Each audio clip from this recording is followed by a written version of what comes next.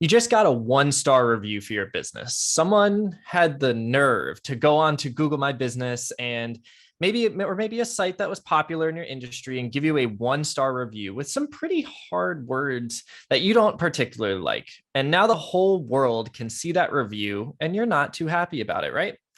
But now you're between a rock and a hard place. Do I hide from this review? Do I actually respond to it? Well, in this episode of Solving Inbound, we're going to answer the question, should I respond to negative reviews on social media or online review sites?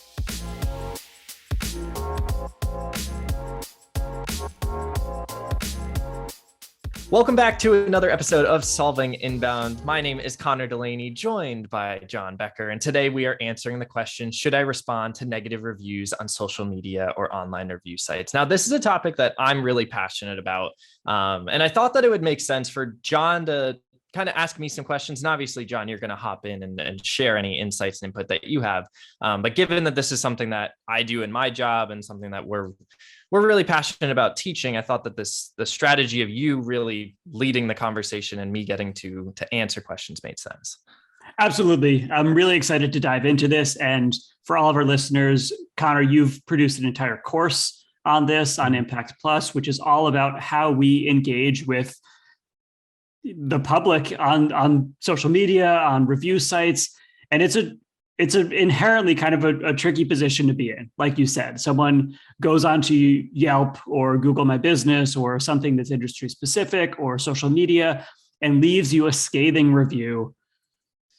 I would guess you're going to say the first thing you have to do is probably take a breath. This is not a time to type angry and get back to them. But I love how we're going to break down this episode today. We're going to talk about why you should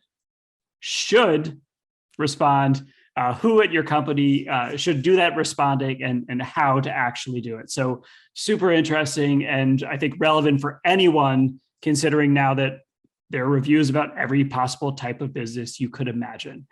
So a great topic. Connor, let's dive in first of all. So you say someone should respond to that 1 or 2 star review. Tell me why. Absolutely. Yes. Let's start with the cost of inaction. And let's assume, John, that you just left a review on my website. If I just let it sit there and I don't respond to it and nobody looks at it, and maybe that's the only review that's on, let's use Google My Business as an example. If I have one review and John left a 1-star review, how likely are you as a buyer to then, and again, you left a review, now you're a second buyer. You're the second buyer. There's a 1-star review and John said, oh my God, these people are horrible to work with. They never give me a break. They were trying to nickel and dime me, blah, blah, blah, blah, blah. You're probably not likely to want to work with them. And the fact that I didn't respond and even tried, in a sense, even try to protect my business is not a good look. Now, you did bring up that you need to take a deep breath, and 100%. Like I even myself, again, I work in this space. Like John mentioned, I've done a course on this.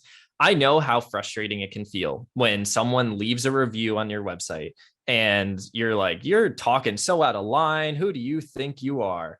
My business is perfect. To be honest, it's probably not perfect, but also it can mean so much if you respond in a bad light. It's like snowball going down the hill. It's only getting worse from there. But if you take a moment and you say, okay, I'm going to actually respond with some authority, some empathy in there, you will get to that. But there is a stat that I want to share, and this is why it's so important that you cannot fall into that inaction state. And when I was creating this course a little while back, this stat just blew my mind, and I think it's blown a lot of minds of people who've watched it. Among consumers that read reviews about a business, 97% of those reading those reviews are looking for the business's responses to bad reviews and good reviews. But 97% of consumers will read the business's response to a review. So if you don't respond, you have consumers who are waiting for you to even defend yourself, to even reach out to that person. There's an innate action that people want to see. Like they want to see you move forward and to acknowledge that, hey, you left a bad review. Let's see what we can do. And again, we're going to get to the how in a moment, but just to preface it, like, you don't have to just say, man, you're right. in a review. You can reach out and try to learn more. There's a lot of steps that you can take that don't exactly lead to you just acknowledging that this bad review was right, but it does acknowledge that you're taking steps towards resolving it, most likely. Yeah, I love it. And I think any of us who read reviews online, like I said, Yelp or Angie's List or Google My Business or anything, we've probably seen businesses do this well and do this poorly. And I think it's a truth that people tend to leave reviews only if they've had a great experience or a bad experience. There are a lot of 5-star reviews and a lot of 1-star reviews, and not as many 3-star reviews because it was okay. So you have to, I think, from the start, realize that you're dealing with a person who also, might be emotional, who might be frustrated, whatever else. And as you're saying, Connor, you kind of take the high road and respond in a way that acknowledges some of their frustration, but maybe, you don't have to fall on the sword and apologize and say that it was all completely your fault. So I love everything that you've covered so far. Let's talk about who should do that responding for your business. Who should be that spokesperson? Yeah. And, I want to add one quick point to what you shared, because you're 100% right with the 5 and 1-star. It tends to be something that's really, I guess you could say, bipolar. It's either one way or the other. There's kind of these two extremes, I guess you could say. And the reason that is because typically someone's name is attached to it, and they're putting their reputation on the line in a sense. And that's so important because it's in the public eye. There's your word of mouth reputation that someone can just kind of share one-to-one with somebody, but a public recognition or a public review is something that people actually have to think about and they have to care about.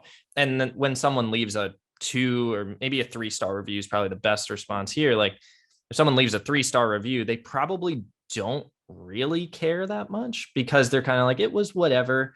But they didn't love it and they didn't hate it. So they don't really care. Let's come to that. But when it comes to who should respond to it, there should be someone at your organization who owns the review process. And when I say review, it's responding to those reviews. So often I see, and I actually experienced it over the weekend, there's clearly a point where someone says, oh, maybe every 3 or 6 months, I'm just going to go in and respond to all these reviews. And by that point, you're probably losing customers. And there's probably been some, whether it's great or not, you're losing an opportunity to reach out to your customers and your prospects by responding. So I always argue that there should be someone typically on like a marketing team. And I wouldn't say you really need to hire somebody, but you just need to set up a process, especially if you're a smaller team. Set up a process for you to review it every week.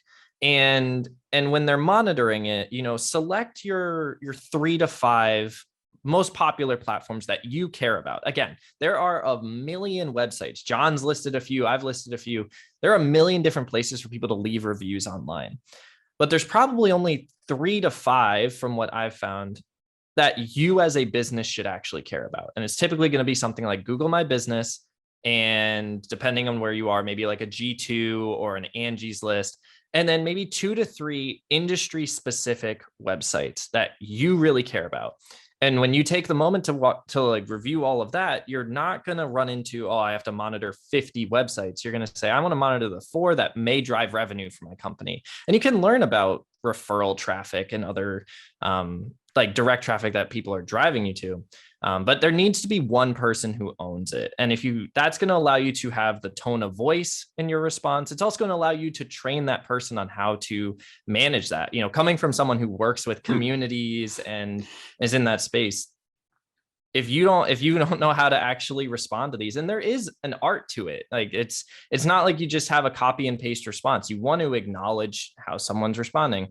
There should be someone who can consistently do that. And again, at Impact, it's myself and maybe 2 other people who will go about responding to whether it be public criticism or public praise, but we tend to be the external voices of our space. And that allows us to know that person is trained on how to de-escalate a situation, potentially on how to manage a bad review, but also how to delight someone who leaves a 5-star review. If you can reach out to a client or a customer that was super excited about working with you and couldn't say more, they should be rewarded for saying that too. And you should be in a position where you can either gather the input you need to send them a little gift box, or even sending them a note, something that just says, hey, thank you so much for sending that. We really appreciate it. Because that will be a revenue driving review for your business. Yeah, great point. Okay, Connor. Now we're getting into, the big topic that I think everybody wants to know about. Okay, I get it, but how? How do I do this in a way that helps me keep customers, gain more customers, not look like a jerk, not look like I'm, dodging a bullet? Like how do I do this well? It starts with a principle from the 7 Habits of Highly Effective People, which is written by Stephen Covey. It's seeking first to understand before being understood, and really seeking to listen and understand the review and where that person's coming from. Obviously, if they leave a 1-star review and say they're not good, that's not helpful for you. And so you have to acknowledge that, okay, they not good is not probably a review that was left from a genuine sense of, I didn't like working with them. It probably was just, they suck. I don't want to work with them, blah, blah, blah. And when you seek to listen, in that, let's use that one as an example, because more often than not, you're not going to get a ton of really great input on why a 1-star review may have been left. Sometimes you will, and those are great opportunities. But let's say they leave these guys suck. You're going to want to respond and say, hey, thank you for sharing this review. Again, acknowledge that they shared it. And this is where you got to take that high road. Yeah, I love it. Take the high road a little bit. And then say, we'd love to learn more about your experience and what we could have done better. Can we set up, how can we connect with you directly? Now, there's a couple of things within that statement. First, you're acknowledging that, hey, it's not like you're wrong for leaving this 1-star review. If you put them on the defensive, it's only going to get worse. The next thing is wanting to learn more, wanting to understand. And if they left a 1-star review and they genuinely aren't happy, they're willing to talk your ear off about everything you did wrong. But it also, again, looks great for you as the business that you're acknowledging and understanding that they may have had a bad experience with you and that the option is there. And the last piece with a bad review in particular is asking to take it up directly. You don't want to have a back and forth conversation on a review. One, it doesn't look great for you, but if they leave really detailed, a bad response about your company, that's only going to make you it's not going to make you look great, and it's not valuable, because now everyone can just see that you had this back and forth and that they just left more bad. But if you ask to email them or set up a phone call or even set up a video chat, that's great on your business. And then you can go and private message them. You can have that conversation in a place that's safe for them, where they know that they're getting the personal attention, which in a sense is kind of what they want. They want to get attention here. So if you give them that personal attention that, hey, this caught our radar, we want to take care of this, we want to make sure you're felt and heard, that's going to feel great for them. Now, on the flip side, when it's positive, you want to thank them a lot. And you want to acknowledge, thank you so much for leaving this review. It means a ton to us that you continue to work with us. And that gives you the opportunity to delight them too. So if they leave a 5-star review and they leave a ton of details, even things like names, they leave maybe dates or progress that they've made working with you. Again, we do coaching and training, and a lot of the reviews that we see, they call out specific trainers. They call out how much growth they've seen over the last 3 or 6 or 12 months. They get really detailed and specific. And when you acknowledge that detail, they're probably more likely to then want to tell other people about working with you and working with those specific people. So you want to reward them, whether it be just sending them a really nice message or a video. It may also be sending them swag. You might want to send them an Impact t-shirt. Again, Impact being our example, but you want to find a way to make them feel so good that maybe 6 or 12 months later, they want to leave another review or another team member. And it's only going to make them more and more excited to become an evangelist for your brand down the road. Great. Yeah, great answer. So, Connor, let me ask you one more question before we wrap it up. Are there situations where you should not respond? Are there, I see the appeal and the reason behind responding to a negative review, engaging in conversation, showing that you're active and that you're conscious about becoming better and improving experience. Are there times you should just say, like, nope, not going there, not going to deal with this? I'd say there's probably two. Now, a lot of us may be listening to this episode and be thinking, oh man, I got a ton of reviews back in 2019. Should I go respond to those? Probably not. The reason I say that is if you're responding 3 years later, or, I typically use if you're responding 6 months later, it's usually not super valuable. But if you're at the 1 year mark, don't respond to those reviews, because at that point, that person's probably moved on. It probably isn't going to drive a ton of value. And it doesn't look great on your brand for you to be responding a year late. If it's a couple weeks, absolutely get in there. And that's understandable. But a year later, it looks like you're not really monitoring it. It doesn't add value.